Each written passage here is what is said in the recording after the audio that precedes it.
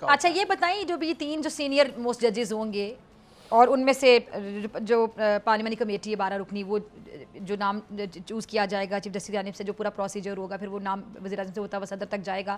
مجھے بتائیں کہ یہ جو تین جو سینئر موسٹ ججز ہوں گے ان میں منصور علی شاہ صاحب کے ابھی بھی کتنے چانسز ہیں چیف جسٹس بننے کے؟ سوال میں صرف اس لیے پوچھ رہی ہوں کیونکہ اتنا متنازع بنا دیا گیا ان کو آنے سے پہلے ہی اور باقاعدہ ایک مہم چل رہی ہے, کیمپین چل رہی ہے, باقاعدہ ایک بحث چل رہی ہے سوشل میڈیا پر کہ سارا کچھ منصور علی شاہ صاحب کا راستہ روکنے کے لیے کیا گیا, مسئلہ صرف ان سے تھا. اچھا اور اس مسئلے کو کسی حد تک مولانا صاحب نے بھی انڈائریکٹلی کہہ لیں یا ڈائریکٹلی کھڑے ہو کر پارلیمنٹ کے فلور پہ بیان ایسے کر دی کہ انہوں نے کہا کہ ایک جج سے حکومت کو مسئلہ ہے اور ایک جج سے اپوزیشن کو مسئلہ ہے, ہم نے مسئلہ ہی حل کر دیا. منصور علی شاہ صاحب کبھی کنٹروورشل نہیں رہے, نہیں بنا تو دیا گیا نا. میری یاد سن لیں, صرف ان کا ہے کہ یہ جو 12 جولائی والی ججمنٹ ہے نا اس سے حکومت خوف زدہ ہوئی, حالانکہ جو اس سے پہلے سارے فیصلے نا اس میں منصور علی شاہ صاحب کے فیصلے حکومت کے حق میں ہیں. آج بھی ہم نے سنا, آج بھی وہ لائٹر بورڈ پہ کہہ رہے تھے اٹارنی جنرل کو, انہوں نے کہا یہ آئینی بینچ کا معاملہ ہے, یہ معاملہ تو کلیئر کر. یہ بات ہے تو انہوں نے آج دیکھے نا یہ وہ جج ہے کہ جنہوں نے کہا کہ چونکہ امینڈمنٹ آ گئی ہے اور یہ کانسٹیٹیوشنل میٹر ہے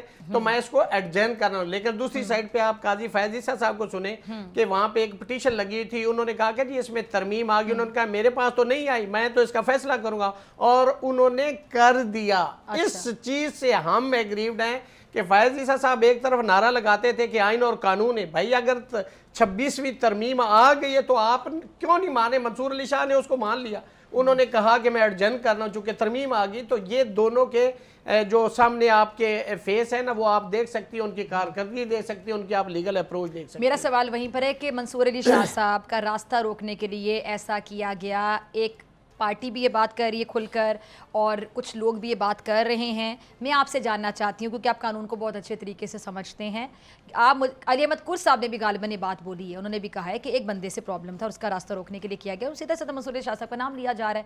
میں یہ جاننا چاہ رہی ہوں کہ اب بھی کتنے % چانسز ہیں ان کے چیف جسٹس بننے کے؟ میں تو کہہ رہا ہوں کہ انشاءاللہ وہ 100% چیف جسٹس بنیں گے. اس کے بعد بھی؟ اس کے باوجود وہ بنیں گے. تو پھر اس طرح کی کنٹروورشل سٹیٹمنٹس دے رے ہیں ان کا کیا ہوگا؟ آپ دیکھیں جو لیجسلیشن جو ابھی یہ بحث چل رہی ہے, آپ دیکھیں انہوں نے جو بنایا نا لا جو امینڈ کیا ہے اس کے اندر انہوں نے تو آپشن خود ہی دے دیا 3 ججز کا. اب 3 ججز سے باہر وہ جا نہیں سکتے. ٹھیک ہے, تو تینوں میں 2 چیزیں بڑی بحث کیوں ہو رہی ہے؟ دونوں میں امپورٹنٹ چیز یہ کہ اگر منصور علی شاہ صاحب چیف جسٹس بنتے ہیں, ویسے جو وہ نہیں چاہتے, لیکن اگر وہ انہیں نہیں بناتے تو منصور علی شاہ صاحب کو کیا کانسٹیٹیوشن بینچ کا پریزائڈنگ جج بنائیں گے؟ وہ کون نہیں چاہتے؟ جو جنہوں نے لیجسلیشن کی, جیسے آپ فرما رہی ہے کہ ایک جج سے اس کو مسئلہ ہے اور مولانا صاحب کہہ رہے تھے, میں نے مولانا صاحب کو کوٹ کیا, میں وہ کوٹ کی بات کر رہا ہوں.